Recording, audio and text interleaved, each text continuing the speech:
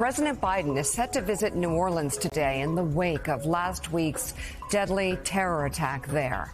The White House made the announcement on Friday saying the president and the First Lady will, quote, grieve with the families and community members impacted by the tragic attack. 14 people were killed when a man rammed a truck into a crowd on Bourbon Street on New Year's Day. David Road, real quick, what are we learning from the FBI? Any new details on this attack? The main thing is that there's a lot of questions about the two improvised bombs he made.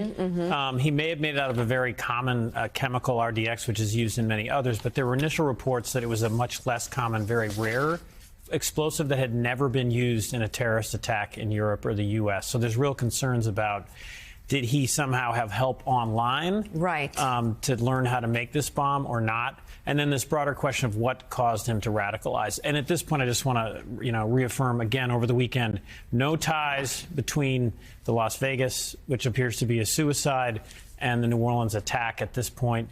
And we'll see. We'll stay on top of this, but that's the sense of the real question on New Orleans, Joe, is whether or not there was some sort of assistance, even online. Well, yeah, and also, David, it seems very clear if you look at the two different bombings and the attacks, the one in Las Vegas seemed to be fueled by an anti-government, pro-Trump person, if you look at his final words. And the one in New Orleans, obviously, somebody who at some point had become an ISIS sympathizer.